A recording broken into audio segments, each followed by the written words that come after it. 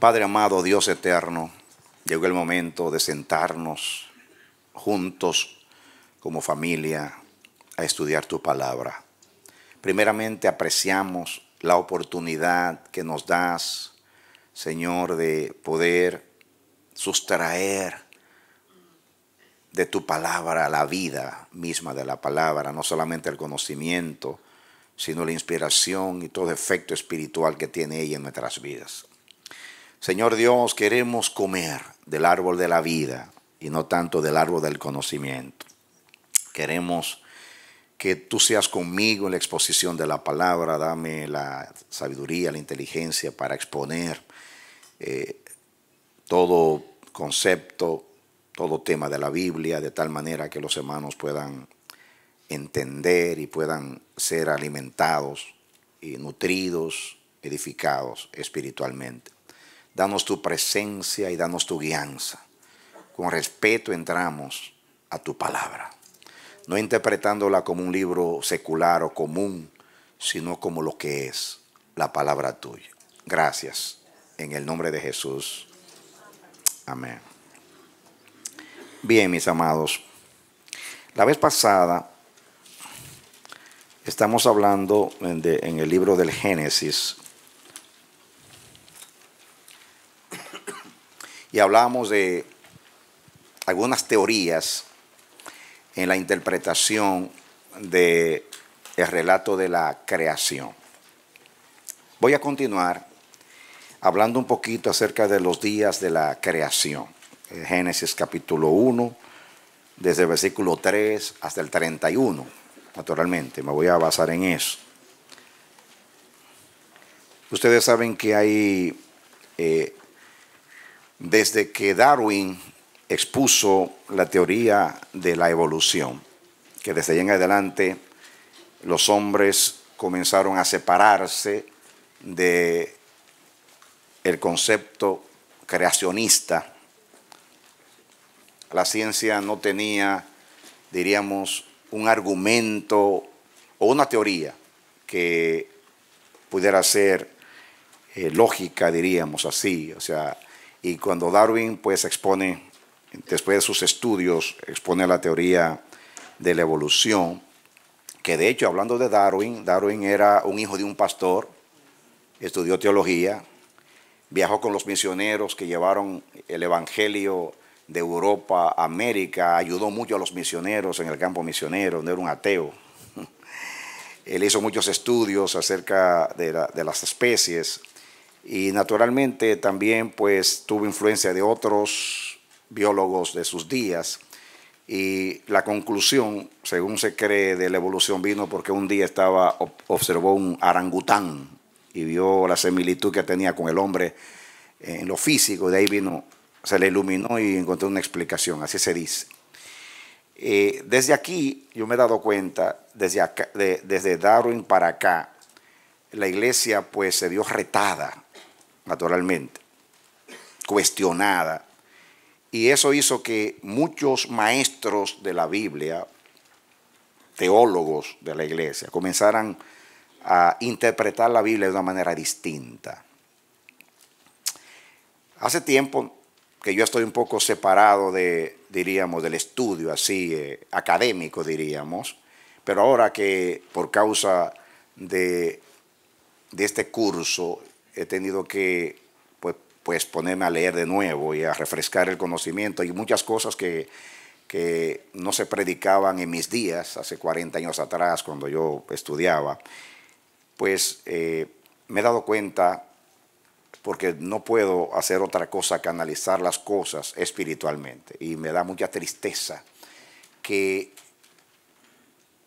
el pensamiento liberal de los críticos liberales está teniendo una influencia tan poderosa, aún en la ortodoxia de la iglesia, aún en los maestros que antes eran muy apegados a la palabra de Dios.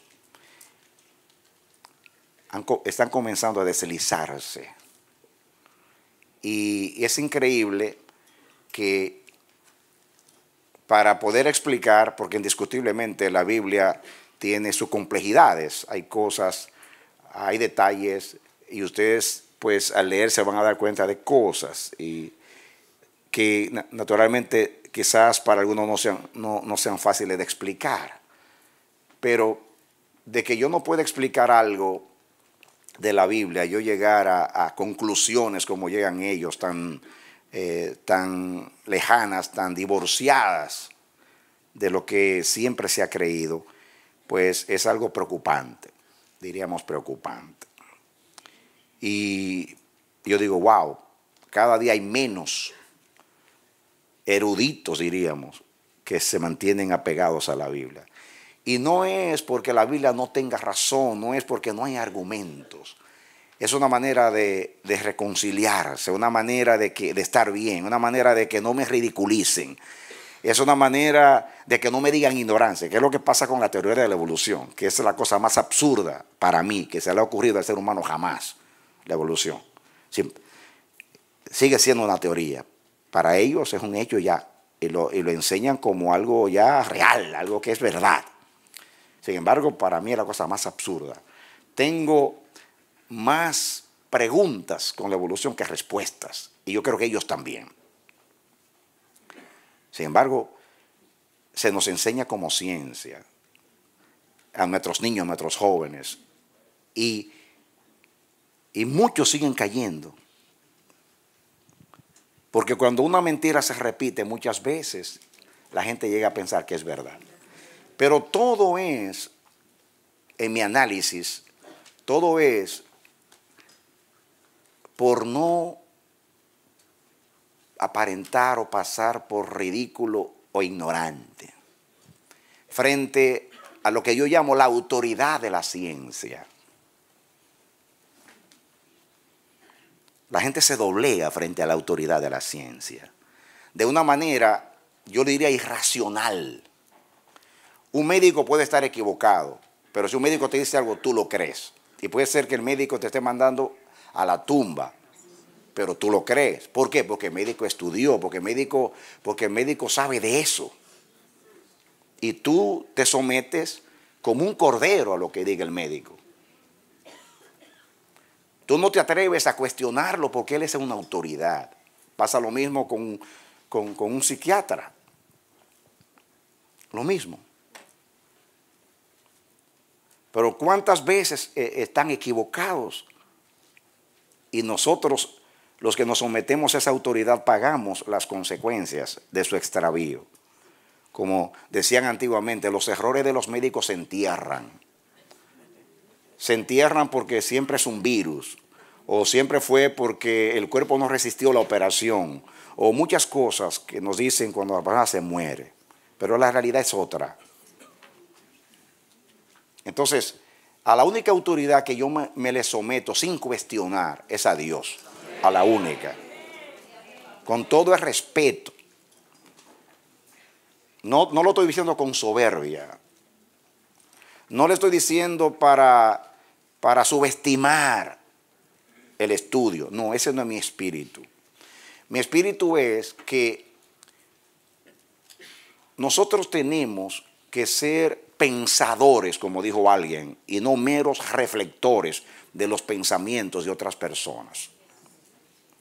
A mí me bendijo en la universidad tener un maestro, Dr. Harper, que él me enseñó física en la universidad. Y él tenía ese principio de que tenemos que ser pensadores. Él en cada examen había un punto. Si eran 10, el examen tenía 10 partes y él lo dividía 10 puntos en cada parte. Había un punto, 10 puntos él daba. Después que terminé el examen, aparte de abajo decía, escríbame un disparate lógico. 10 puntos para escribir un disparate lógico. Él le llamaba disparate lógico. Significa, dígase algo, invéntese algo científico que me diga a mí por lo menos que usted pensó. Wow, esa era la parte para mí más difícil del examen, porque había que crear algo. Un disparate lógico. La evolución es un disparate que ni siquiera es lógico. Para mí, ni siquiera es lógico. Yo no soy un experto en biología, pero Para mí es un disparate lógico porque para mí es un insulto a la inteligencia humana, para mí. Pero la gente, porque lo dijo el científico, lo creen.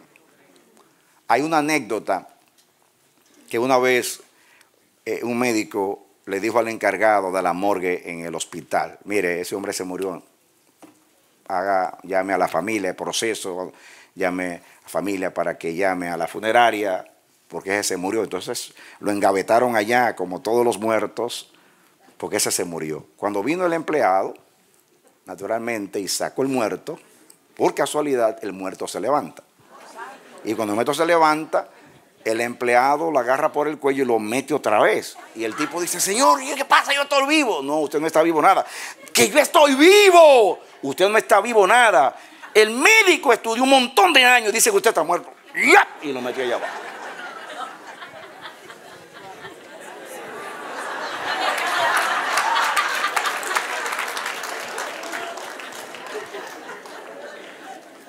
Perdónenme, así es.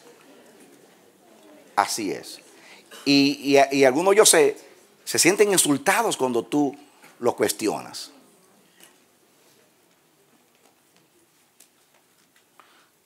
¿Cuántas personas, errores médicos, lo han mandado a la tumba y a la desgracia?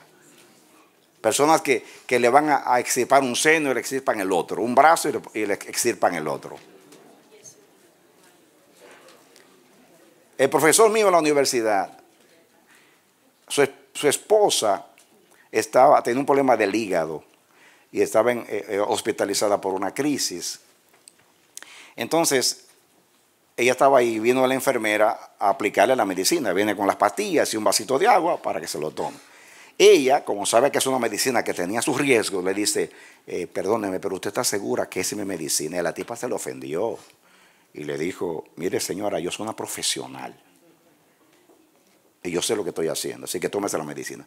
Cuando se la tome y se la traga, le dice: y yo sé que usted es la paciente fulana de tal. No, yo no soy fulana de tal. Ay, señora, perdone.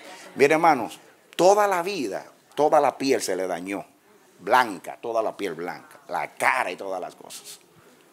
Yo soy profesional, yo estudié. Pues mira, perdóname, mi vida es la que está en riesgo. Así que usted solamente a Dios no le cuestiona. Cuando yo tengo duda de algo de la palabra, yo: Señor, yo no entiendo nada, pero yo te creo. Al único que yo le creo sin cuestionarlo es a Dios. Hay que ser inquisitivo. Hay que usar la inteligencia que Dios nos dio. Porque ahí está el asunto. La Biblia es una autoridad espiritual. Y por ser una autoridad espiritual, yo me someto a la Biblia. Yo no puedo analizar la Biblia con el mismo criterio que yo analizo la Ilíada y la Odisea de Homero, en una hermenéutica cuando la interpreto. La Biblia es un libro santo, es un libro de Dios. La Biblia no es un libro de ciencia ni de historia, aunque puede tener datos científicos y puede tener datos históricos, pero no fue escrito con ese propósito. La Biblia es un libro religioso, espiritual, con el propósito de Dios revelar su plan con el hombre. Así que nunca nos podemos olvidar de ese contexto. Nunca podemos olvidar que Dios, aunque inspiró a los santos hombres, no los manipuló.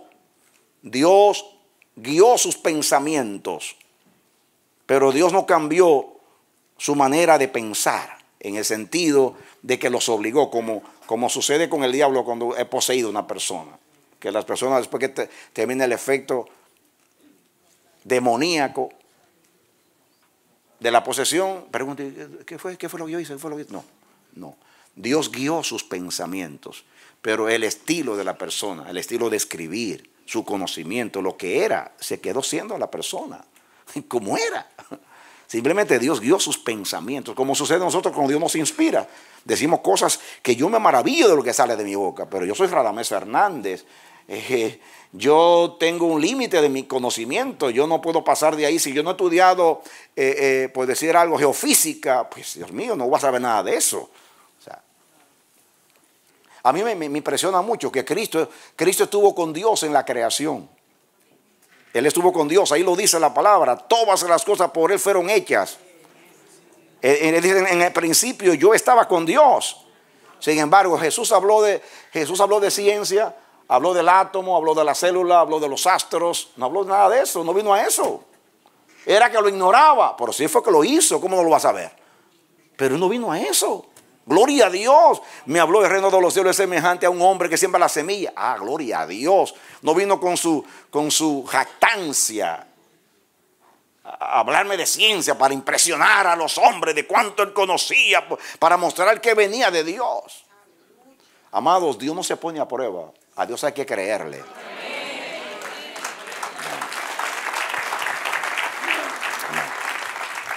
Por ejemplo, pensemos en estos críticos de la Biblia, para poder armonizar la Biblia, el relato bíblico del Génesis, con los evolucionistas, pues se han atrevido a romper toda regla de interpretación para decir que los días de la creación eran eras o periodos largos, geológicos, por decir así.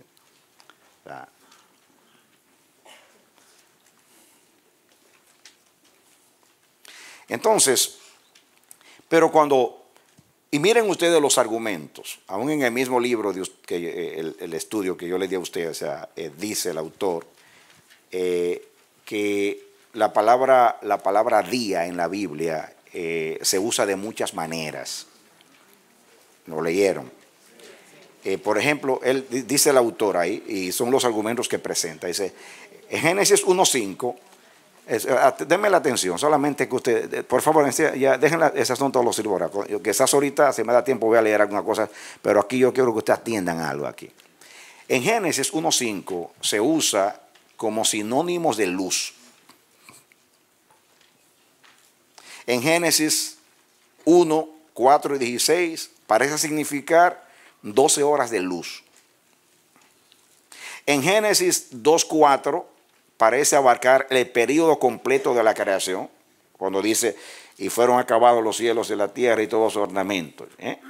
¿Recuerdan ustedes? Y el 2:4 dice, que después vamos a hablar de esto, estos son los orígenes de los cielos y de la tierra cuando fueron creados el día que Jehová Dios hizo la tierra y los cielos, como diciendo que era un periodo largo, ese es el argumento.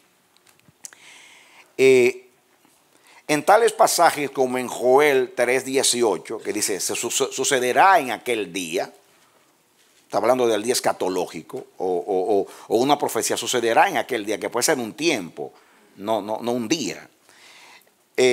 Por ejemplo, en Juan 16:23, Jesús dice, en aquel día no me preguntaréis nada, y aquel día no está hablando de un día, está hablando de un tiempo. Esos son los argumentos de ellos, de que la palabra día se usa hablando de tiempo, hablando de no de 24 horas. En 2 de Timoteo 1:12, ahí dice Pablo, hablando, dice que el Señor guardará mi depósito para aquel día.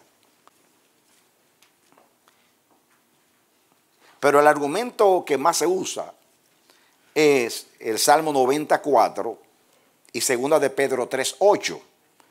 Dice, un día delante de Dios es como 1000 años y 1000 años como un día. Es absurdo. La Biblia tiene que ser interpretada en su contexto. Si se está hablando de un día escatológico como el día del Señor, se sobreentiende que está hablando de un tiempo. Es cierto que la Biblia usa eso, pero usted no puede en el Génesis interpretar de esa manera. Y yo voy a decir por qué no puede interpretar de esa manera. Ahora, hay cosas aquí que yo estudié, que dicen autores, hay cosas que son conclusiones mías. Muy bien. Es incorrecto interpretar lo que dice la Biblia, tarde y mañana, como que significa una era, sino simplemente un día. En el Pentateuco la palabra día, cuando se usa como aquí, eso dice un experto, con un adjetivo numeral, significa un día solar, normalizado como ahora 24 horas. Por ejemplo, dice, y fue la tarde y la mañana un día. No dice en aquel día, dice un día. Después dice en el segundo día. O sea, mejor dicho, puede ser traducido el día 1. Puede ser traducido el día 1. Esa es la idea. En épocas posteriores, el sistema judío comenzaba el día con el atardecer. Proyéctenme allá a Levítico 23:32. Levítico 23:32. Dice, día de reposo será a vosotros, afligiréis vuestras almas, comenzando a los 9 días del mes en la tarde. De tarde a tarde guardaréis vuestros reposos. Los judíos, porque seguían el sistema lunar para los meses, pues para ellos el día comenzaba en la tarde. Pero en la realidad, un día no comienza en la tarde. Un día comienza, si comienza con la mañana, cuando el sol sale, y naturalmente cuando se oculta viene la noche, viene la parte oscura de la noche. Pero es un hebraísmo, es una manera, acuérdate que el que escribió la Biblia era un hebreo, naturalmente. Y eso indica que era entre los hebreos cuando se hablaba de tarde y mañana. Por ejemplo, también en Daniel 8:14 que dice, hasta 2300 días y el santuario será purificado. Y habla dice de tarde y mañana, de tarde y mañana.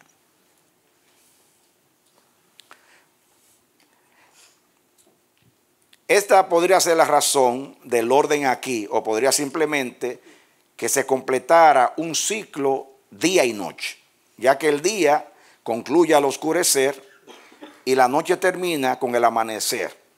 La frase indica que el primer día y noche se ha completado. Eso es lo que significa. Y fue la tarde, la mañana, un día. Significa terminó el día. Siempre se ha interpretado así. Por milenios. Fue después de la evolución que comenzaron a inventar.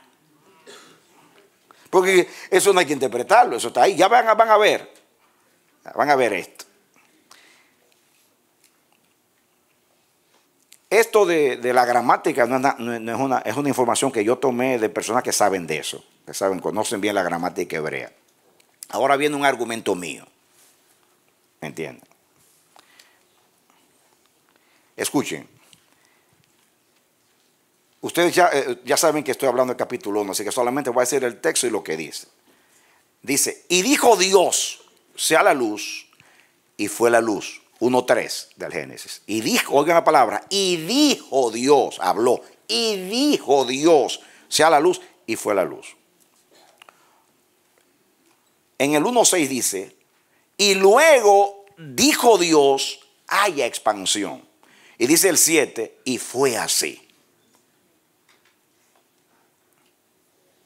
En el 9 dice, dijo también Dios, júntense las aguas. Habló Dios. Dice el 11, y dijo Dios, produzca la tierra.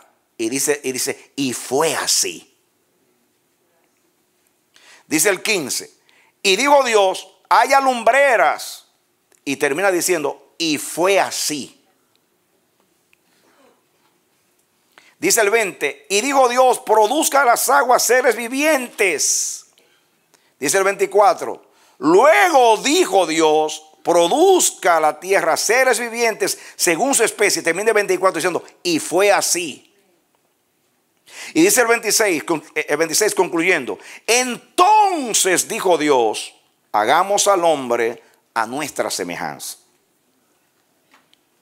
Y dijo Dios, el 29, he aquí os he dado. Y fue así. Yo conté 9 veces. El 9 es un número de finalidad. Como diciendo, terminé. 9 veces dice, y dijo Dios, y dijo Dios, y dijo Dios, y dijo Dios, y fue así. Y fue así. esta es mi conclusión en cuanto a eso, esta parte aquí. El relato revela que la creación fue resultado de la palabra autorizada de Dios. Dios habló y todo fue hecho, realizado al instante. Cada vez que Él ordenó que se hiciese algo, la narración termina diciendo, y fue así. Imagínate que Dios diga, sea la luz, y 10,000 años para decir, y fue así. Eso es estúpido. Sean las grandes lumbreras, pasaron 30,000 años o 1,000,000 de años, y después, y fue así. Caramba, hasta yo hago la tierra en 10,000 años. Es absurdo. Es absurdo, totalmente absurdo. Escuchen, voy a decir en la conclusión de esta parte, por mí, esto de las 9 veces, cuente, porque esos datos, van a ver ciertas cosas que yo veo espiritualmente en el libro del Génesis, que me muestran no solamente que fue Moisés, sino que fue Dios que escribió el Génesis.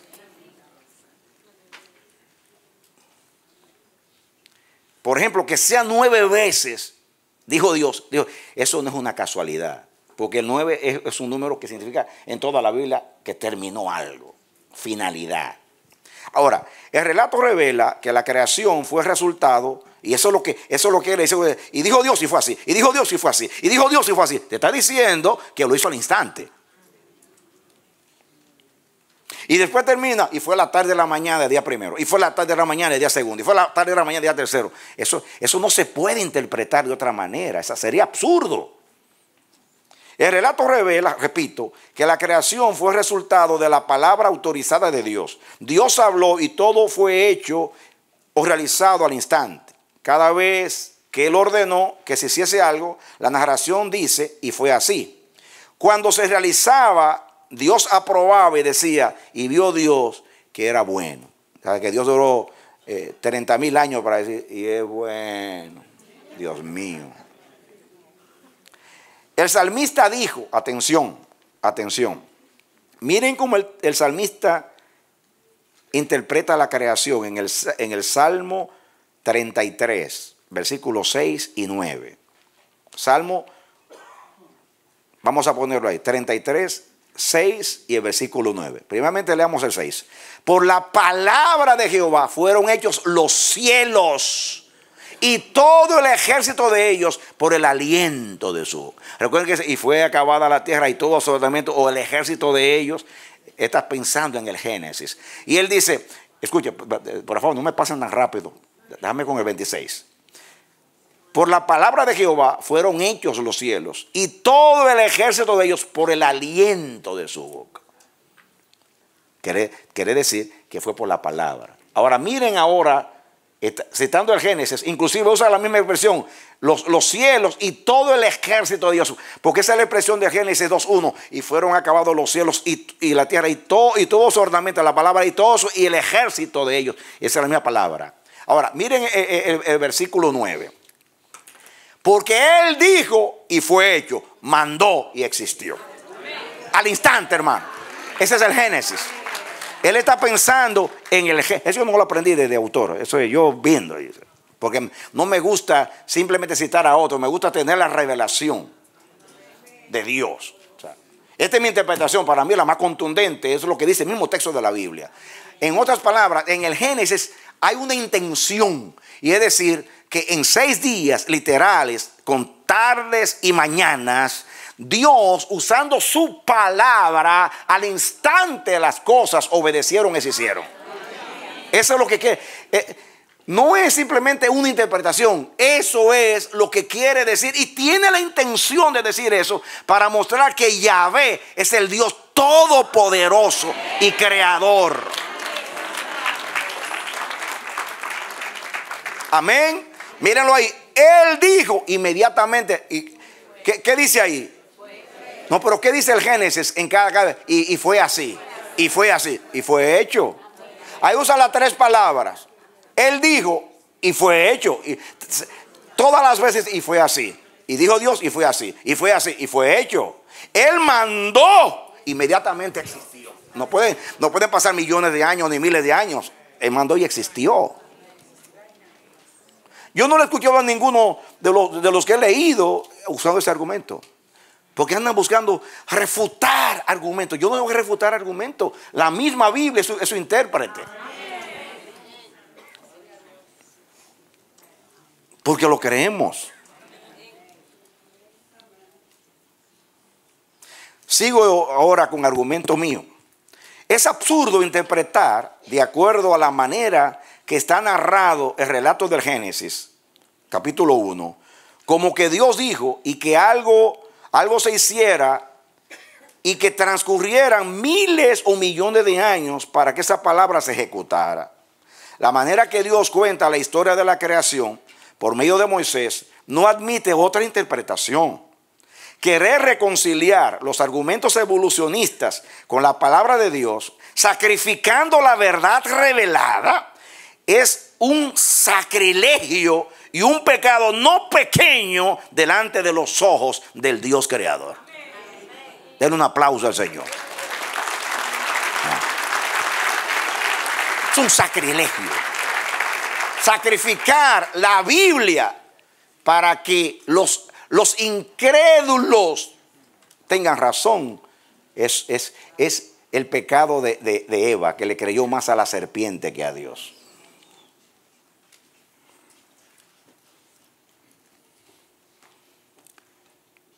Desde que el diablo le dijo a Eva, come del árbol del conocimiento y tú serás como Dios, desde ahí en adelante el conocimiento rivaliza contra la palabra de Dios. Por eso los cristianos tenemos que ir al árbol de la vida a contrarrestar el efecto que tiene el conocimiento, porque el conocimiento quiere como retar a Dios, dudar de la palabra de Dios. El diablo con el conocimiento ha perpetuado la incredulidad y ha perpetuado el cuestionar a Dios. Por eso Pablo dice que el conocimiento infla, el amor, que es carácter, edifica. Los argumentos evolucionistas deben someterse a la revelación bíblica y no lo contrario.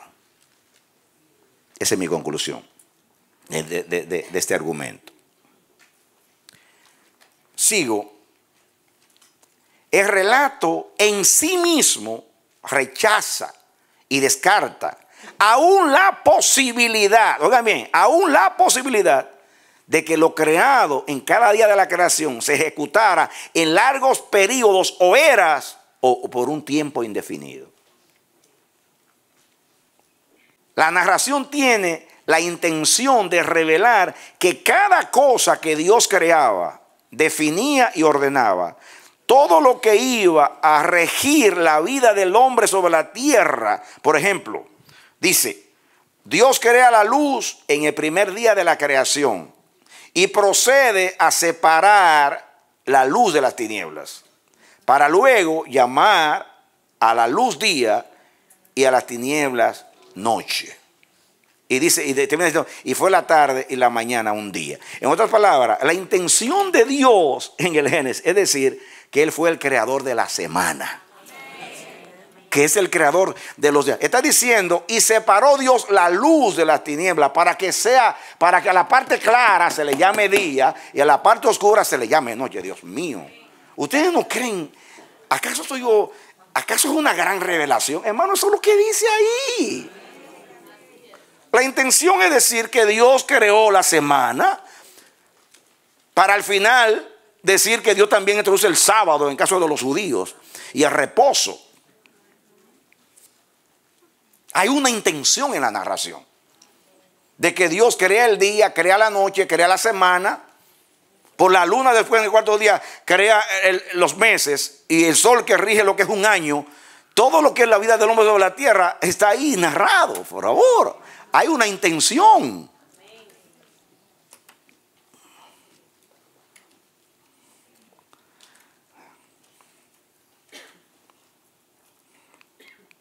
Es obvio que el propósito del creador era crear la noche y el día. Eso es lo que dice. Y separó Dios la parte oscura de la parte clara, y la parte clara llamó día, la parte oscura llamó noche. Está diciendo que creó la parte clara del día un día. Por eso hizo una luz antes que llegara el sol al principio, para eso. Si no tiene sentido que es una luz al principio. Que puede tener un sentido espiritual, pero esa luz también está dentro del contexto natural, de que como el sol y la luna fueron hechos, creados, o alumbraron en el cuarto día, en los primeros 3 días de la creación, Dios se valió de la luz esa que hizo al principio. La tierra estaba oscura y él puso una luz. Es lo mismo, había oscuridad y había luz. Los que interpretan que los días de la creación representan eras o largos periodos de tiempo, tienen que explicar, escuchen, cómo era en cada día, cómo en cada día hubo noches, o sea, dice tarde oscura, y días parte clara. Y tarde y mañana, ¿cómo explican ellos? Es absurdo interpretar los versículos 3 y 5 de esa manera. Cuando Dios crea la expansión en el segundo día y le llamó cielos, o sea la atmósfera, y termina diciendo y fue la tarde y la mañana un día. Imagínense ustedes sí, o sea, vamos a suponer que sean 10,000 años cada día, 10,000 años de parte clara y después 10,000 años de parte oscura. Es absurdo, totalmente absurdo.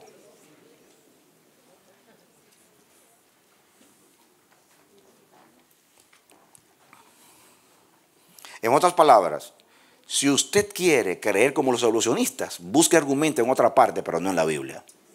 ¡Wow! ¡Qué tremendo pensamiento!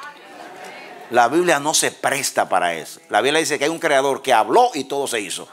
No tiene que durar millones de años para que ocurra un accidente y se logre su parada, porque es omnipotente.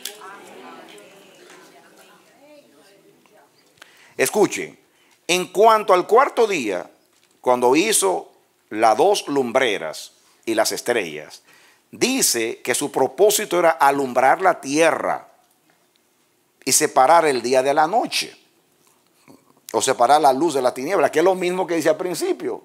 Y separó Dios la luz de la tiniebla, y aquí dice que era para que el sol se enseñoreara del día y la luna de la noche. Está hablando de que el sol determine la parte clara del día y la luna determine la parte de la noche. Dios mío, pero eso no tiene nada que ver con periodo largo. O sea, la misma Biblia, no hay que ser, perdónenme, amados.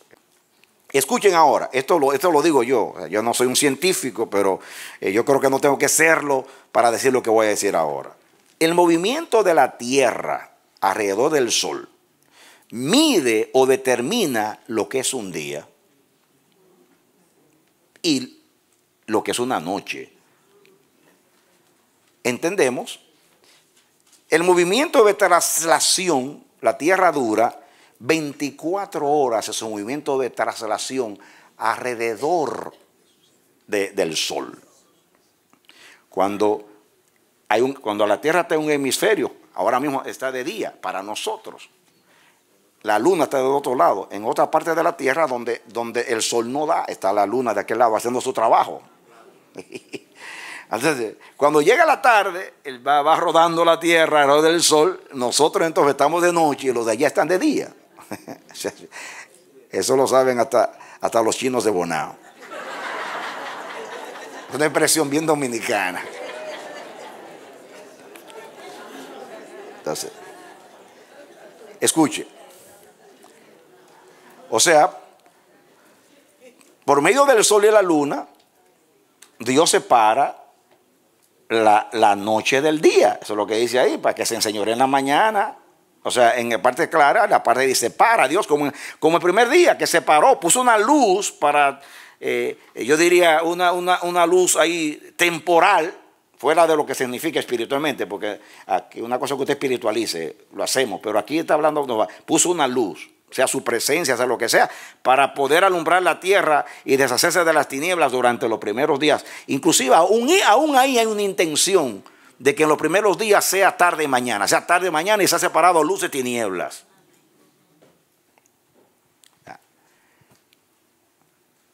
O sea, que ya sabemos que el sol se enseñorea de día y la luna de noche.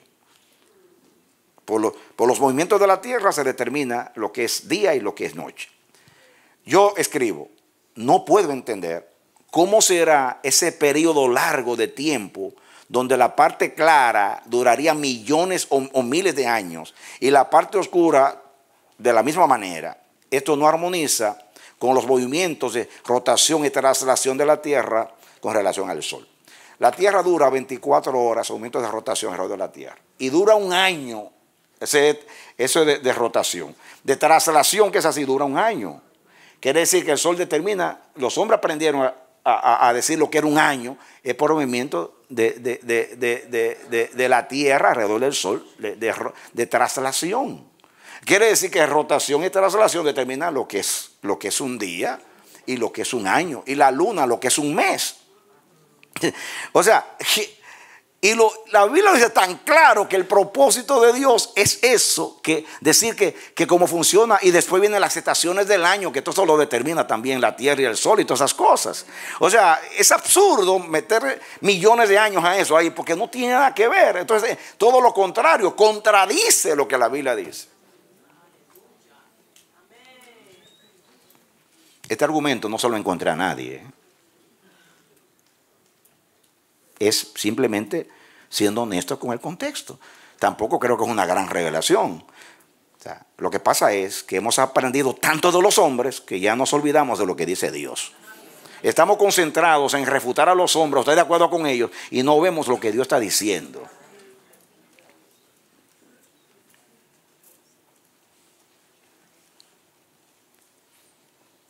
Un autor que yo respeto mucho como comentarista dice: aunque tratan la creación del cielo y de la tierra, está hablando de ese pasaje, o sea, los días de la creación, el escritor, tanto aquí como en lo siguiente, describe con minuciosidad la condición original y la formación progresiva de la tierra en sí, y no menciona nada con respecto al cielo que no sea realmente requerido para mostrar su conexión con la tierra. O sea, está escribiendo para habitantes de la tierra y con fines religiosos, y no para satisfacer la curiosidad, sino para fortalecer la fe en Dios, el creador del universo. Muy lindo pensamiento. En otras palabras, le está hablando desde el punto de vista, todo está concentrado en la tierra. Por eso es que hubo problemas en la historia de la iglesia, porque se creía que la tierra era el centro de la Vía Láctea y no el sol. Es por el énfasis que hace la Biblia en que el sol es como un siervo de la tierra, la luna es como un siervo de la tierra. Pero acuérdense que ese es el punto de vista de Dios, para que el hombre entienda que Dios le puso el sol para favorecerlo, le puso la luna para favorecerlo, para que cuente los días, los meses, los años, y ese hombre se rija en la tierra. Así que es el punto de vista. Dios está enfocado. Acuérdate que Dios no está hablando a los ángeles, ni a los querubines, a los serafines, porque hablara de otra manera. Está hablando en el contexto de los hombres de la tierra, cómo funciona la tierra. Tiene tarde, tiene mañana, tiene un día, tiene una semana. La semana la inventó Dios. La semana no tiene una lógica con el sol y la luna. 7 días no tiene lógica. El mes tiene lógica por causa de la luna. Los años tienen lógica por causa del sol, pero la semana no tiene una lógica. O sea, pero la introducción de la semana es porque Dios está interesado en el séptimo día como descanso, pensando en Israel, y luego pensando en lo espiritual de lo que significa el día de reposo para el hombre. O sea, no simplemente Dios está interesado en narrar cómo hizo los cielos, sino que a la vez está enseñando al hombre: soy el creador, soy el sustentador, yo te puse las señales de los tiempos, yo te mido el tiempo tuyo, tengo control sobre todas las cosas. Denle un aplauso al Señor.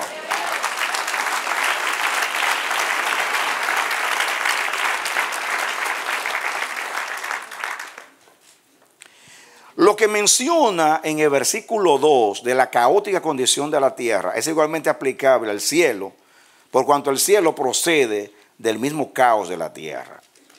Él dice, entre comillas, y la tierra era, dice, no se convirtió en, como dicen los de la brecha, que dice que la tierra se convirtió porque hubo un castigo de Dios. Él dice, el verbo es, y la tierra estaba desordenada y vacía. Ahora, lo que él dice aquí, de que se aplica a los cielos el caos que había, yo eso lo cuestiono. Y voy a explicar más adelante por qué. Dice, para muchos, escuchen, es increíble que Dios haya hecho el sol, la luna y las estrellas en un solo día o instante. Pero eso es dudar y no entender la omnipotencia de Dios. La incredulidad cierra nuestros ojos, amados. Ahora vean lo que yo creo. En conclusión, yo creo que Dios creó los cielos y la tierra en el principio, que eso es lo que dice. Y que la tierra y posiblemente parte del cielo estaba en desolación y vaciedad. Y en los 6 días de la creación, Dios creó y ordenó todas las cosas para que el hombre habitase en la tierra. El escritor inspirado narra desde el punto de vista del hombre y de la tierra el propósito de Dios. O sea, el propósito de Dios con la tierra y con el hombre. Esa es la intención del libro del Génesis. Miren, para mí está muy claro que la Biblia dice, en el principio creó Dios los cielos y la tierra. La tierra estaba desordenada y vacía. Aquí dice que eso se puede aplicar también al cielo. Yo no diría todo el cielo, sino parte del cielo. ¿Por qué? Dios no llena si no tiene un propósito. Nosotros tenemos un concepto de perfección que no necesariamente es el concepto divino. Por ejemplo, los científicos están yendo ahora a Marte. Un ejemplo, Marte está desordenado y vacío. Hasta ahora no andan buscando una bacteria, tantas que hay aquí matando a la gente. Para decir que hubo vida por allá, o un fósil o algo así. Ok, pero Marte está desordenado y vacío. Entonces, ¿es Dios imperfecto? ¿Hubo pecado en Marte? Y se van a Júpiter, a Venus, van a ver que está desolado y vacío. Eso no significa que hubo una rebelión allá y que todo se destruyó. Hermano, simplemente Dios no tiene propósito en esos planetas. No tiene propósito. Y con la Tierra lo tenía. Miren, si usted ve la Tierra, ustedes vieron las estadísticas ahí de 33 mil millones de estrellas en nuestras galaxias. Ustedes vieron las estadísticas, que es una cosa que no se puede entender.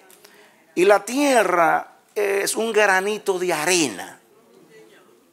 Pero aquí estamos moviéndose el Espíritu de Dios. Se movía el Espíritu de Dios. Se movía el Espíritu de Dios. ¿Por qué se movía el Espíritu de Dios? Y el original dice que aleteaba. Y la idea era lo que hace un ave cuando empolla sus huevos. Lo estaba calentando. ¿Por qué? Dice, aquí Dios tiene un propósito. En el planeta azul tiene un propósito. Y estaba el Espíritu cuidando el propósito. Y estaba cuidando el propósito. ¿Quién sabe si lo estaba cuidando del mismo diablo que cayó por ahí, que lo tiraron a la tierra? De hecho no sé por qué lo tiraron a la tierra. La Biblia no lo dice. Y estaba ahí. Cuidando el asunto. Hasta que vino Dios y creó. Entonces, para mí, yo digo, ¿pero qué es lo que le pasa a esta gente? ¿Por qué tiene que decir que si hubo tinieblas en la tierra y había vaciedad, estaba vacía y estaba desordenado, desolada, significa que había una imperfección, como un castigo? Eso es absurdo. O decir que el universo no es perfecto porque en la luna no hay gente. O en la luna lo que hay mucha tierra, mucho desierto. Pero Dios mío, significa que la luna fue creada, por lo menos hasta ahora, para que favorezca el propósito de Dios en la tierra. Punto. Si no hay vida en Marte, en Mercurio, en Júpiter, escuchen, que hasta ahora se cree que no hay.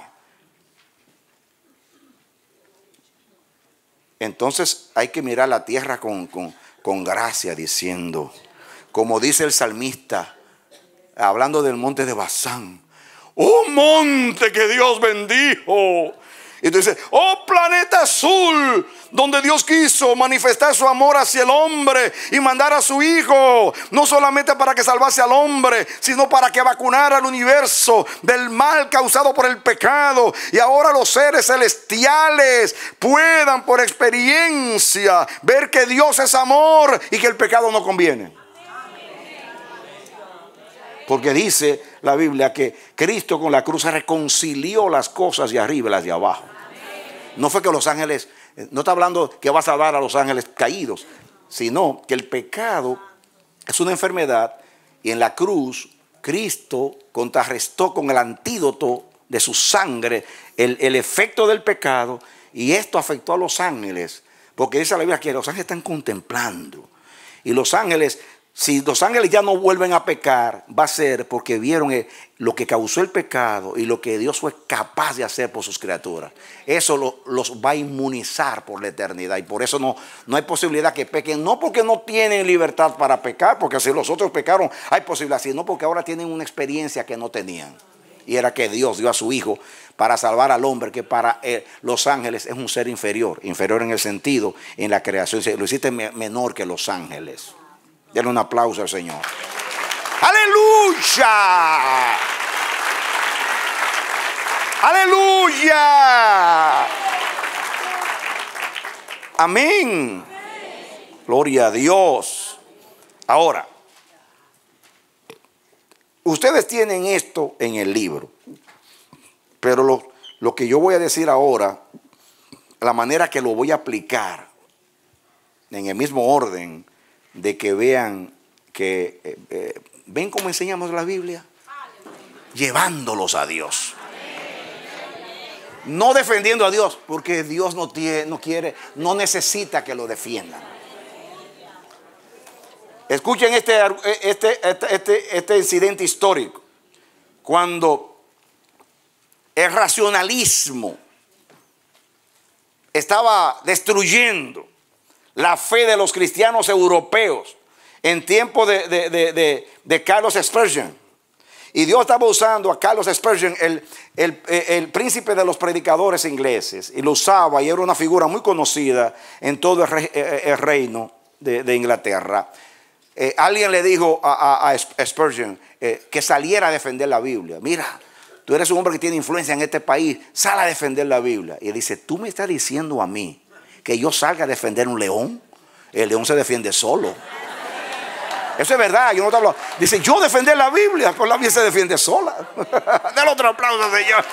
Yo defender un león, el león se defiende solo. Amén. Amén. Miren, este es un dato científico. Hay una teoría que se llama la generación espontánea. La generación espontánea consiste en que ciertas especies, gusanos, larvas, surgieron espontáneamente por casualidad. Escuchen esto. Esto lo creían desde tiempo de Platón. Oigan eso. Desde tiempo de Platón hasta en 1800 tanto, cuando Pasteur aisló en un laboratorio, pudo aislar del ambiente los seres. Y ahí vino el mundo a conocer el mundo microbiano. No sabíamos que había microbios, bacterias. Se desconocía el mundo microbiano. Él pudo aislar en un recipiente y darse cuenta. Después se dieron cuenta. Miren lo que pensaban. Pensaba que si la carne se descomponía del gusano, el gusano salió por casualidad. Eso fue ciencia hasta 1800, algo de tiempo de Platón. La ciencia decía que eso era verdad. Salvo algunos que como ahora, pues refutan. ¿Han oído el dicho dominicano que de cada yagua vieja sale un alacrán? Pues esa es la misma tontería. Es decir, que si la leche se descompone, hay gusano, que el gusano surgió por casualidad. Eso era ciencia. Ciencia. Hasta 1800 tantos. Ciencia. Y ahora se dieron cuenta que es un disparate. Comenzó Osorio y otros científicos a decir, la vida desciende de la vida, el huevo del huevo. No hay tal cosa como casualidad.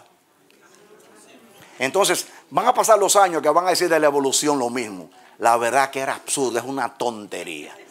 Cuando aparezca cualquier otra evidencia van a cambiar la teoría de la evolución, porque ya están diciendo que, muchos están diciendo que el hombre vino del espacio, que muchas cosas van a decir.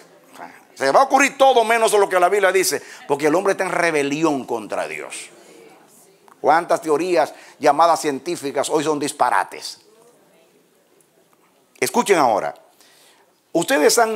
Yo les hablé de que, y en el libro lo dice, que los críticos de la Biblia dicen que el Pentateuco, igualmente el Génesis, fueron retazos. ¿Me entiendes? Inclusive cuando yo hablé de las letras, la J, la P, eso son teorías diciendo que el Pentateuco fue recopilado, que no fue escrito por un solo autor, sino como 4 en diferentes tiempos. Pero muchos tiempos no solo atribuyen a Moisés. Y entonces hablan del Génesis también como que escribieron muchos autores y que es un libro sin orden y esas cosas. Ahora yo voy a ver con la misma Biblia, o sea, yo no voy a estar argumentando que mira, voy a usar la misma Biblia, ¿ok? Como lo dio la misma Biblia. Escuchen, ustedes tienen en el libro ahí, en la página creo que 63, no sé,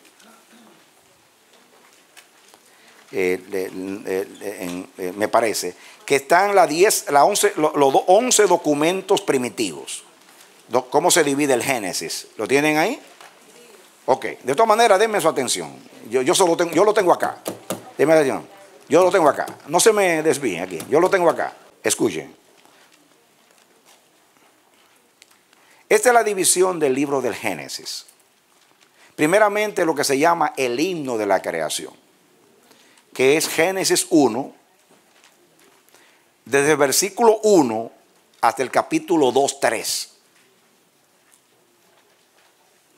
¿Ok? Ahora, miremos cómo termina el 2, 3. Escuchen. En realidad, acuérdense que la Biblia fue dividida en capítulos y versículos. No fue por Dios, eso fue tiempo después para facilitar la lectura. El Génesis era una sola narración. Quiere decir que lo correcto sería que el capítulo 1 terminara donde termina el 2, 3. Traten de unirlo para que vean. Dice el 31, y fue la tarde y la mañana el día sexto. Y dice, termina, y fueron pues acabados los cielos y la tierra y todo el ejército de ellos, y acabó Dios en el día séptimo la obra que hizo, y reposó en el día séptimo de toda la obra que se hizo. Y bendijo Dios al día séptimo y lo santificó, porque en él reposó de toda obra que había hecho en la creación. Ahí debía terminar capítulo 1. Porque miren cómo dice Dios. Ahora comienza el 2 diciendo, estos son los orígenes de los cielos y de la tierra, cuando fueron creados, el día que Jehová Dios hizo la tierra y los cielos y toda la planta, y viene otra narración. Oiga la expresión, estos son los orígenes de los cielos y de la tierra. Ahí comienza lo que aquí llama, no significa, la Biblia no lo llama, el segundo documento. Ok, o sea, primeramente el himno de la creación. El número 2, ahora termina en el versículo 3, 2, 3.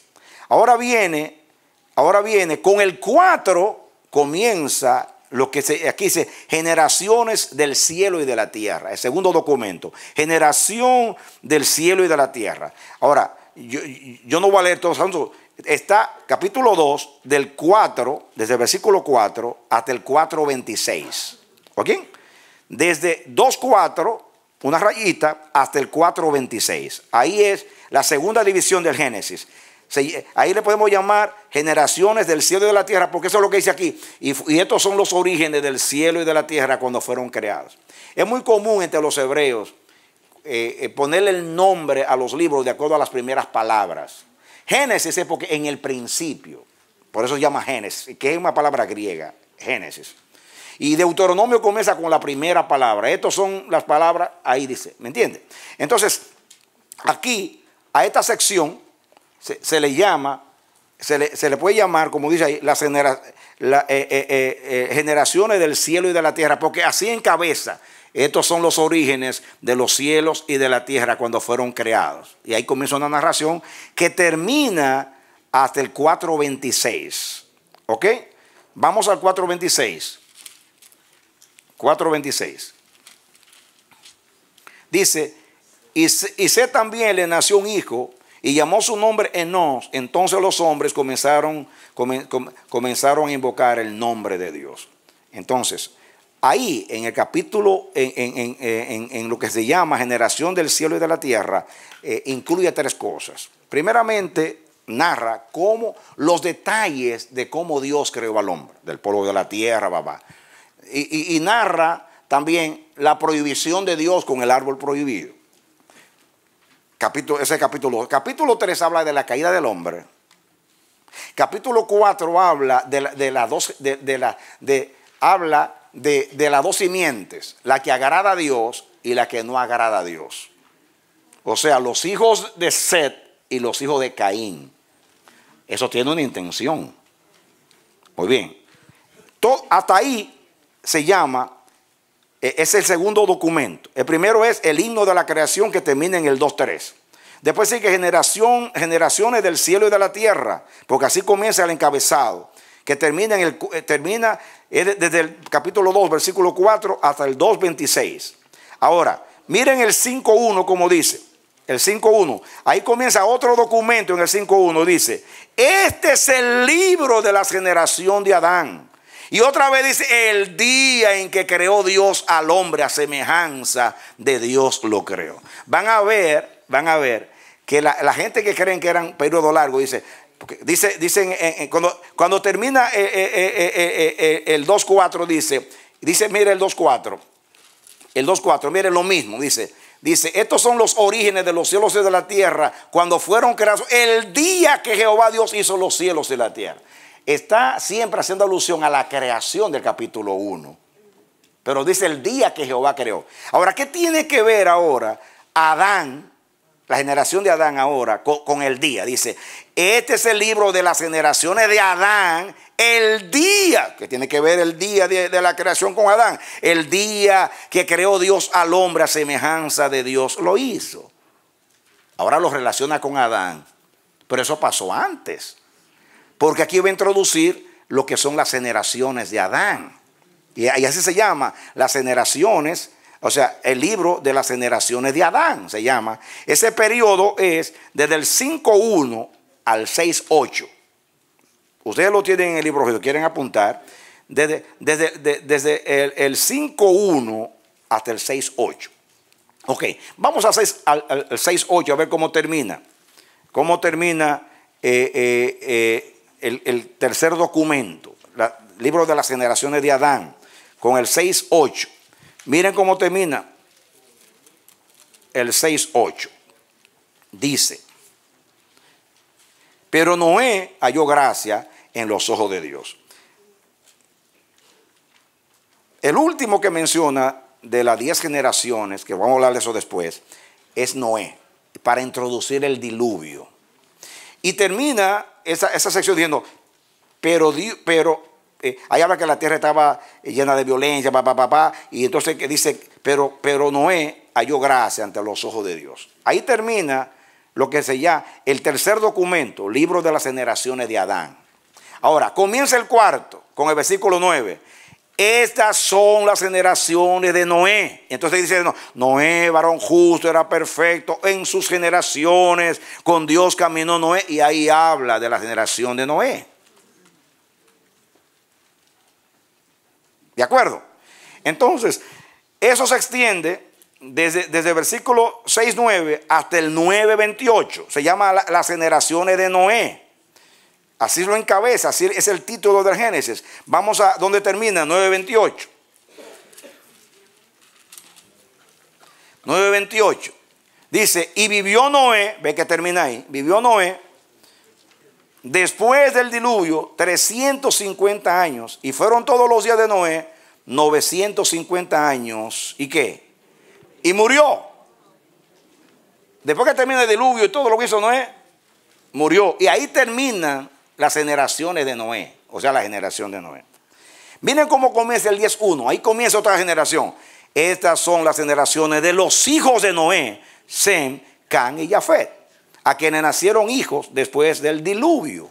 Ahora habla las generaciones de los hijos de Noé, que comienza con el 10.1 hasta el 11.9. ¿De acuerdo, Héctor? 11.9. Vamos a leer el 11.9. Gloria a Dios. A ver cómo termina el 11.9. 11.9. Dice, por esto fue llamado el nombre de ella Babel, porque allí confundió Jehová el lenguaje de toda la tierra, y desde allí los esparció sobre la faz de la tierra.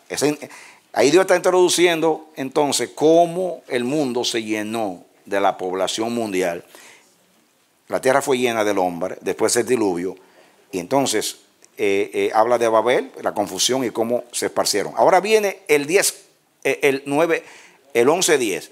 Estas son las generaciones de Sem. De edad de 100 años engendró a Arsafat 2 años después del diluvio. Fíjense que primero lo relaciona con la creación y después lo que sigue con el diluvio. Porque el diluvio es como un recomenzar. Noé llega a ser como el Adán. Y de hecho Dios le dice a lo mismo: multiplícate, enseñoréate de la tierra, lo mismo. Es como que Dios comienza, no, al principio relaciona con la creación, ahora relaciona con el diluvio. Muy bien. Después yo le voy a hacer una pregunta a ustedes cuando yo termine. Ok. Esas son las generaciones de Sem. Termina en el 10.26. Vamos a ver dónde termina el 10.26. Que dice, en el 11.26.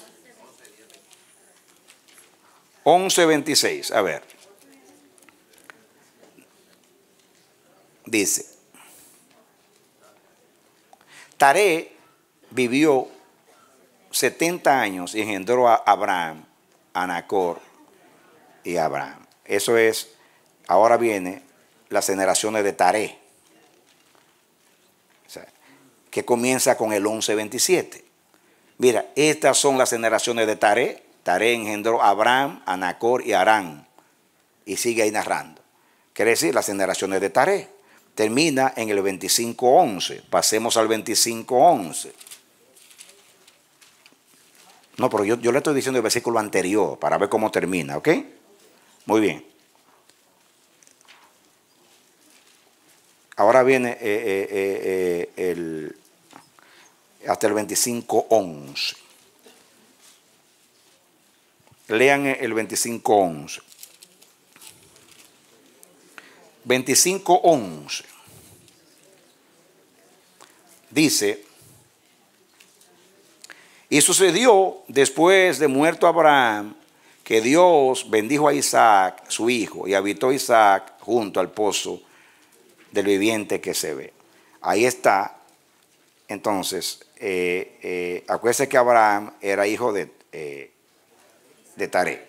Ahora viene aquí y termina con la generación de Abraham, que era era hijo de Taré. Ahora viene el 25.12, dice: estos son los descendientes de Ismael, hijo de Abraham, a quien le dio a luz Agar. Ahora viene la descendencia de Ismael, que viene desde el 25.12 hasta el 18. Leamos el 18, donde termina. El 18.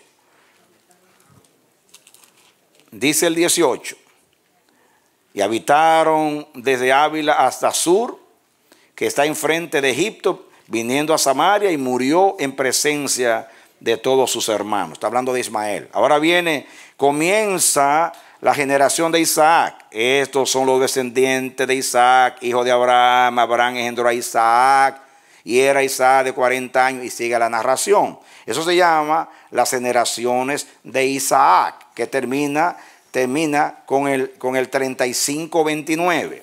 Vamos al 35.29. 35.29.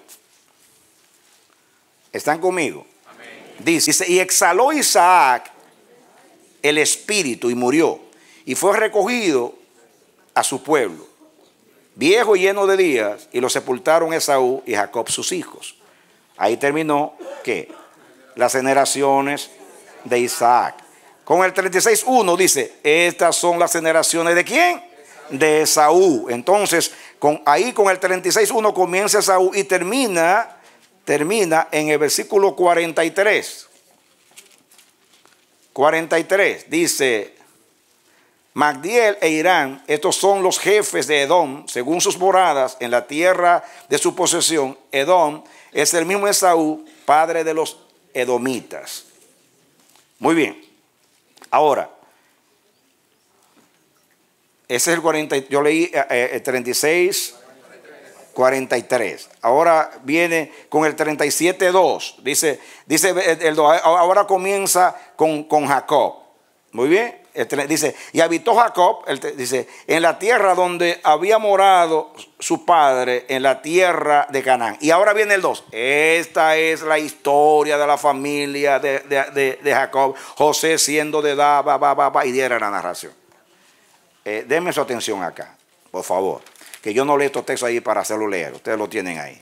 El asunto es lo siguiente. ¿Cómo se atreve a decir a alguien que el Génesis eran pedazos de pedazos, de retazos recogidos para narrar? Ningún libro lo he visto que tenga un orden como este. Comienza una generación, dice el himno de la creación, y después 10 generaciones. Esto es el libro de la generación de fulano. O sea, un orden increíble, calculado. No puede ser, narra una cosa por acá y narra un disparate por allá y añado una tela por acá. No, aquí hay un orden en la narración. El libro está dividido en 11 documentos. El primero es el himno de la creación y después 10 generaciones.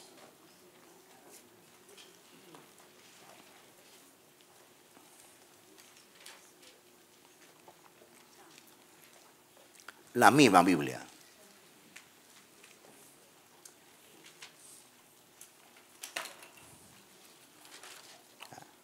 Ustedes leyeron eso ahí. Y en los otros libros aparece. Pero no se le ocurre. Usarlo como argumento para decir que no se puede decir que el libro fue escrito por muchos autores. Porque imagínense, vamos a ver que sean 10 autores. Apareció cada uno. Mira, yo tengo aquí. Mira, encontré aquí la generación de Ismael. Yo encontré aquí la de Noé. ¿Y tú cuál tienes? Vamos a juntarlas todas. O sea, eso es un disparate, hermanos. Es un disparate. Yo me imagino que Moisés tenía toda esa información y ordenó las cosas de acuerdo a la revelación. Y hay un orden cronológico también. En la mayoría de los casos hay un orden cronológico porque se sigue de acuerdo a cómo acontecieron las cosas.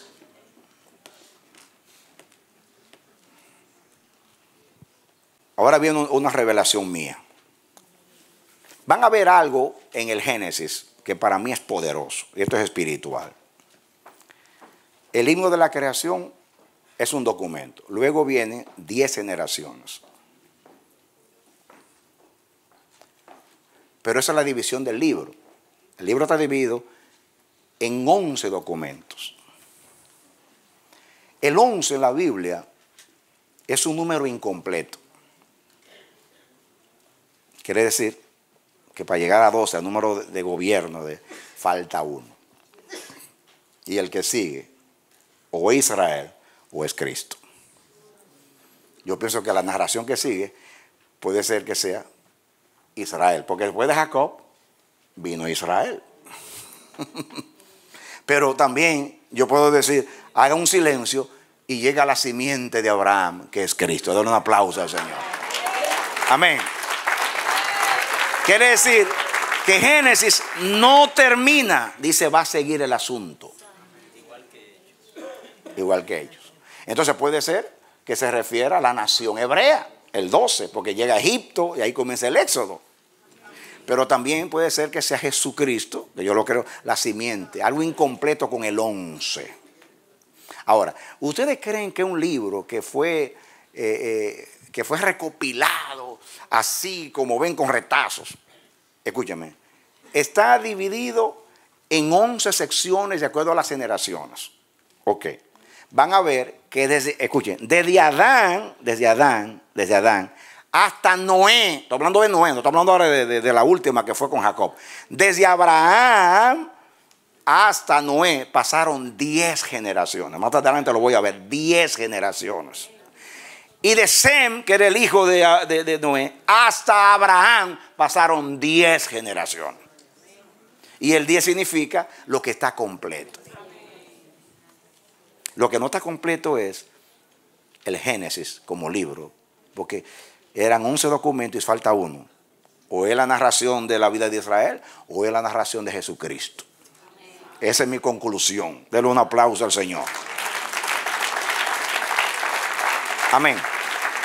¿Creen ustedes que usted puede decir que este libro fue escrito así, con 3 autores, este reculió y este hizo aquel? Dios mío, en ese libro se ve bien planificado un orden.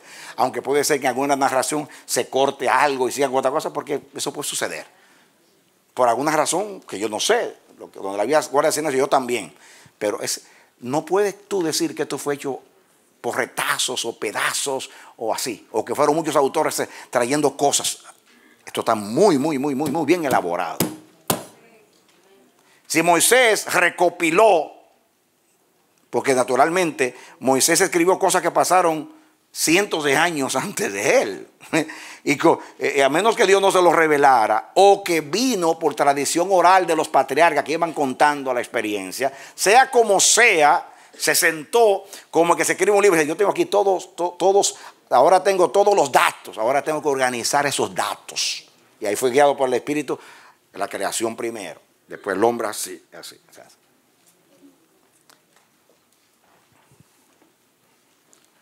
El argumento de la misma Biblia, el argumento interno de la Biblia, me basta la Biblia como argumento.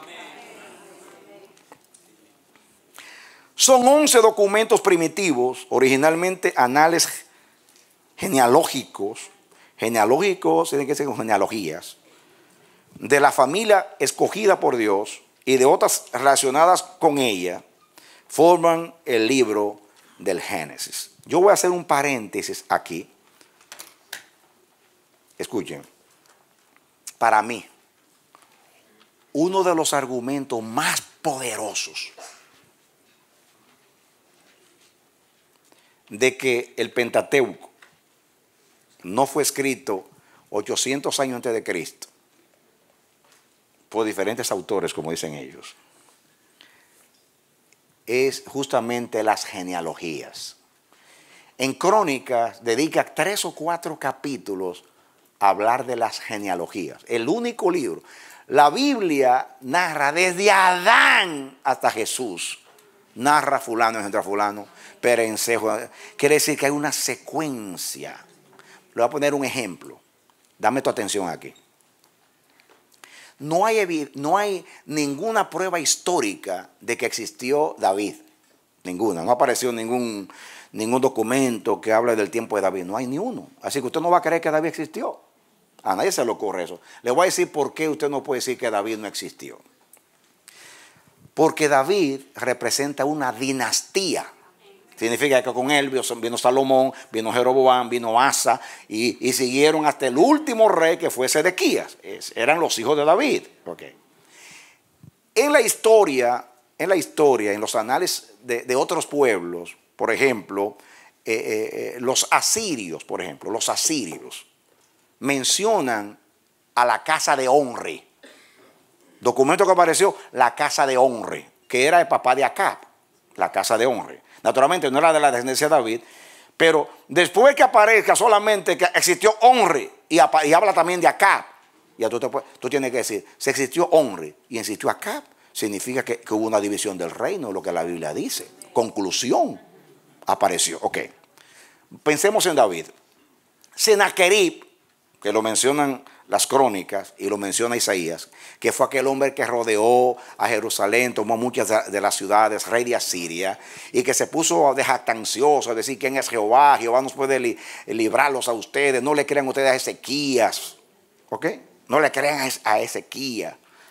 Ningún Dios ha podido librar a ningún país, sus dioses librar a sus países de mis manos, dijo jactanciosamente. Y Dios en una noche le mató 180,000 soldados. ¿Se recuerdan ese incidente? Ok.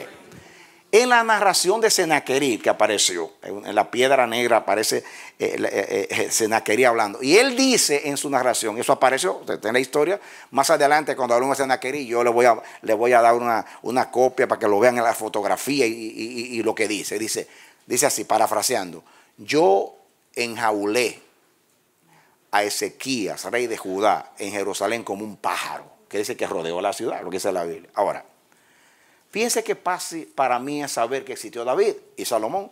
Se existió Sedequías, que era hijo de ellos, y es una dinastía. Ya yo sé que existió David y Salomón. Porque ¿de dónde aparecieron esta gente? ¿Qué es lo que sucede con las dinastías?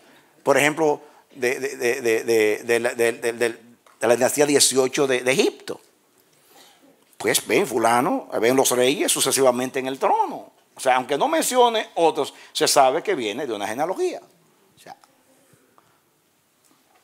entonces, es simplemente usar el sentido común espiritual. Claro, yo no he escuchado a nadie decir, aún de los ateos, que David no existió, ni Salomón. Ellos no lo dudan. Aunque no aparece ninguna historia. Ahí le creen. ¿Saben ustedes por qué creen? Por esos datos que yo le estoy diciendo. Que muestran que si existió Ezequías, existió David y Salomón, porque él desciende de ellos, por la genealogía. La genealogía. Ahora, atención acá, denme la atención ahora. Ahora viene el jaque mate de esto. Eso es yo por revelación, eso no lo leí en ninguna parte. Eso es yo deduciendo, aplicando a la Biblia. Moisés. No aparece una sola prueba que existió Moisés. Ahora yo le voy a decir una contundente. Mire qué fácil, mire qué fácil. Moisés era hermano de Aarón. ¿De acuerdo? Con Aarón comenzó la genealogía de los sacerdotes en Israel. Que todo el mundo no niega que hubo una genealogía de los sacerdotes en Israel. En otras palabras, si hubo una genealogía de los hijos de Aarón que permanecieron como una dinastía sacerdotal, entonces el hermano de Aarón tuvo que haber existido. ¿Me entendió, hermano? Un asunto de deducción. Si la dinastía de su hermano, que fue una dinastía de sumos sacerdotes que estuvieron ahí gobernando hasta el tiempo intertestamentario, como le está contando él, como dirán los asmoneos de la situación ahí, o sea, hasta ese tiempo que los políticos eran que ponían a los sumos sacerdotes, en ese caso Roma y los poderes. Hasta ese momento todo el mundo sabe que los sumos sacerdotes descendían de la casa. Sadoc, ¿quién puede negar que existió Sadoc en tiempo de David? Porque Sadoc desciende de Aarón. Y si Sadoc desciende de Aarón, pues caramba. Entonces la Biblia dice que Aarón tuvo un hermano llamado Moisés, que fue que lo sacó de Egipto. La genealogía para mí es la prueba más contundente. Porque si yo niego la genealogía, por ejemplo, vamos a suponer que yo diga que fue en el año 850. Si yo hasta ahí, 850, tengo la genealogía de la gente que tuvieron antes, entonces yo tengo que decir que lo que aconteció antes es verdad. Porque la Biblia es el único libro que dice fulano. Usted lee eso, usted se cansa. Y eso yo no lo sé ahora. Yo desde que era niño leía la Biblia y decía, óyeme, estos datos cansan a uno. Fulano engendró a fulano, fulano engendró a fulano. Y usted pasa los capítulos, ay, déjame seguir con...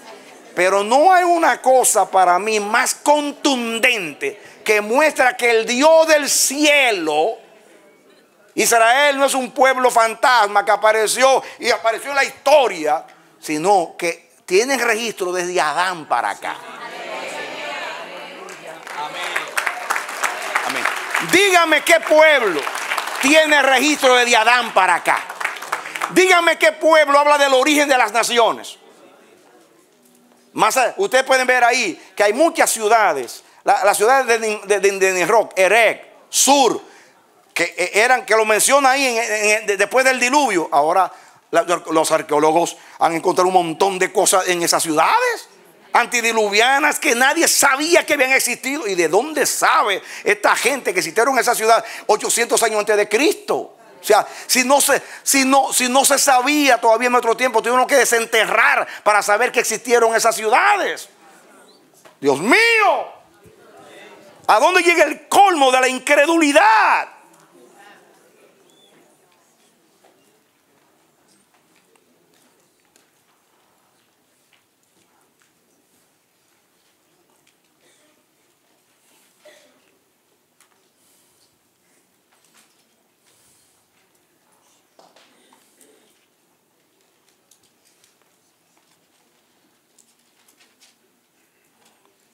Ahora viene donde quiero por ahora terminar. Estoy un poco atrasado con relación al curso porque quiero detenerme e infundir fe en la palabra de Dios. Escuchen, amados, esto.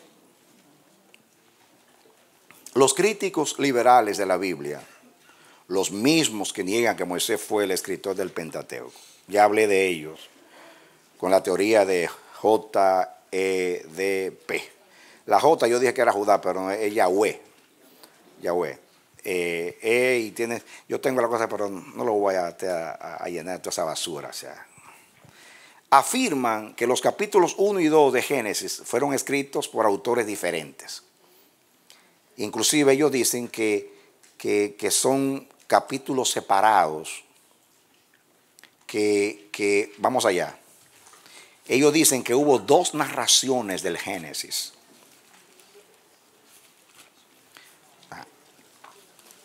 Que eran dos documentos que escribieron dos autores diferentes. Ok. Ya yo les dije, escuchen, que el capítulo 1 debe terminar cuando dice, y fueron pues acabados los cielos y la tierra y todo el ejército de ellos, y acabó Dios en el día séptimo la obra que hizo, y reposó en el día séptimo de toda obra que hizo, y bendijo Dios al día séptimo y lo santificó, porque en él reposó de toda obra que había hecho en la creación. Según ellos, ahí es un relato que terminó. Que el otro habla de un segundo relato por otro autor, no el mismo, otro, que se puso a decir otro relato de la creación. Miren el 4, ahí.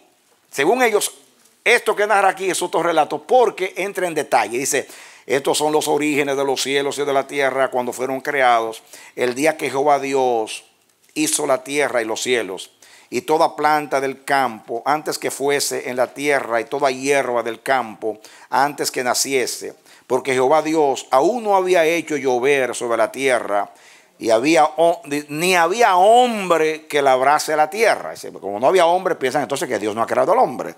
Dice, sino que subía de la tierra un vapor, el cual regaba toda la faz de la tierra.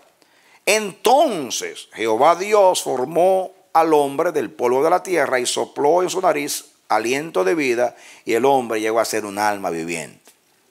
Entonces, entonces sigue narrado del Edén. Entonces ellos dicen, ¿cómo si Dios dice en el capítulo 1 que hizo el hombre, que hizo en el 1.26, entonces dijo Dios, hagamos al hombre en el 1.26? ¿Cómo aquí dice que hizo el hombre otra vez? Entonces son dos relatos. Perdónenme, hermanos. Miren, yo le voy a decir dos argumentos, naturalmente, de personas como nosotros que tienen la fe en la palabra. Uno dice, estos capítulos no son relatos separados, no son relatos separados, ni se podría omitir ninguno de los dos sin perder el hilo de la narración. El capítulo 1 es un resumen general de la creación. El capítulo 2 agrega los detalles necesarios. Muchos autores, aún modernos, usan este estilo. Primero hacen una narración breve, luego desarrollan la misma añadiendo los pormenores o detalles complementarios. Yo añado, cuando a mí me enseñaron el arte de hablar en los discursos, había una parte que le decían la proposición, que era los anunciados. Entonces decía, yo voy a hablar de esto, decía, voy a hablar, el discurso decía, voy a hablar, punto número 1, esto, esto y esto. Entonces, tú dices lo que tú vas a hablar y después comienzas a desarrollarlo uno por uno. Eso es muy elemental. Ahora, escuchen. Ya ustedes vieron que no puede ser un autor porque de ahí en adelante habla lo mismo. En el 5.1 dice, estos fueron los orígenes, y habla de Adán, y después estos son los orígenes. Hay 10 documentos que comienzan así. O sea, no puede decir que fue otra creación. Ahora, yo no tengo el tiempo porque ya el tiempo se me acabó, pero yo quiero dejarlo aquí solamente les voy a decir una cosa. Hay otro autor que dice que dice lo mismo, solamente que él dice que el 4.1 forma el encabezado de lo que sigue. Yo lo creo. Termina ahí y entonces está anunciando, hace como un resumen y entonces vuelve ahora a entrar en los detalles. Muy bien. Es un argumento largo, pero no tengo el tiempo. Ahora, lo mismo ocurre, como yo le dije, cuando habla en el 5.1. Miren, el 5.1 es lo mismo. Dice en el 5.1, este es el libro de las generaciones dadas en el día que creó Dios al hombre a su semejanza. Lo mismo. Y quiere decir que fue otro Adán ahí, otra narración de Adán. No. Está dividiendo el libro y hace un resumen y después sigue hablando. Ya habló que Adán pecó y todas las cosas, ahora habla de las generaciones de Adán. Así pasa con Noé también. Introduce a Noé como a la última de las 10 generaciones y después habla de lo que pasó en el diluvio. Y dice lo mismo, estas son las generaciones de Noé, lo mismo. Ahora, ustedes saben lo que yo veo acá. Por ejemplo, un argumento que ellos dicen, aquí dice, por ejemplo, vamos al 2, dice, aquí dice, habla de las plantas. Miren. ¿Por qué si ya en el tercer día Dios hizo las plantas? ¿Por qué dice aquí otra vez que hizo las plantas? Pero Dios aquí no está diciendo que hizo las plantas, sino que está hablando aquí está hablando de las cosas que necesitan ser cultivadas. Para hablar después que Dios puso al hombre en el Edén para cultivar la tierra, por hasta ese momento nadie la podía cultivar. Está hablando de las plantas que son cultivables. Dice aquí. Y miren ustedes que no estoy forzando el texto. Dice el 5. Y toda planta del campo, antes que fuesen en la tierra, toda hierba del campo, antes que naciese, porque Jehová Dios aún no había hecho llover sobre la tierra, ni había hombre para que labrase la tierra. Está hablando de labrar la tierra, para después hablar que Dios puso al hombre a labrar la tierra en el Edén. Cuando habla del asunto aquí, dice el 6, sino que subía de la tierra un vapor, el cual regaba toda la faz de la tierra. Atención, lo que está introduciendo, para cuando hable del diluvio, tú entiendas por qué cayó tanta agua de arriba, porque caía de abajo. Te está introduciendo, en el 2 está complementando detalles de la creación para decir los detalles. Creó Dios al hombre, ya, ahora dice cómo lo creó. Creó Dios las plantas, ahora está diciendo que habían plantas que necesitaban ser cultivadas, pero el hombre todavía no había sido hecho en la tierra.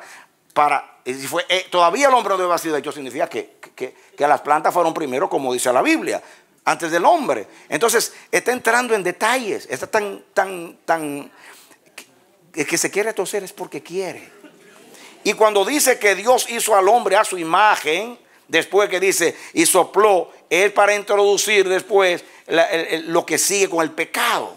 Para entender detalles, para que usted entienda después cuando dice el hombre que se rebeló contra Dios y todas las cosas, le está introduciendo detalles para que usted pueda entender. Si no entendiéramos las cosas del pecado, si no hubiéramos sabido que Dios hizo al hombre a su imagen y que el hombre que obedecía a Dios, amaba a Dios, era perfecto, para después decir que cuando se equivocó ya se vino el pecado. O sea, está detallando lo que dice el himno de la creación y después introduce cosas para explicarlo después. Yo creo que todo lo contrario, el libro de Génesis demuestra no solamente orden, ahí hay detalles, como yo dije, cosas espirituales profundas, hay intenciones, como dicen las cosas, para enseñar, en fin, mis hermanos. No solamente esto refuta los argumentos de los críticos incrédulos, así los llamo, sino que es todo lo contrario. Ahora yo voy a decir como dice Pablo, ¿deshacemos la ley por la fe? En ninguna manera. Antes establecemos la ley. Ahora yo lo voy a poner en otro lenguaje. Deshacemos el Génesis, diciendo que no fue Moisés que lo escribió y que fueron retazos de muchos autores. Deshacemos esto para establecer que es todo lo contrario. Es un libro súper organizado, súper intencionado y dice y tiene un orden tremendo, como vimos ahí, que resume lo anterior y anuncia cosas que va a explicar después. Dale otro aplauso al Señor. ¡Aleluya! ¡Amén! Sea Dios veraz y todo hombre mentiroso. Deshacemos la incredulidad y establecemos la fe. Seremos un remanente que cuando se cumpla la palabra del Señor Jesús, cuando dijo: cuando el Hijo del Hombre venga, encontrará fe en la tierra. Yo le voy a decir, aquí hay un pueblo que te cree y que te ha esperado creyendo. Porque el Espíritu Santo nos ha guardado en la fe gloriosa que una vez fue dada a los santos.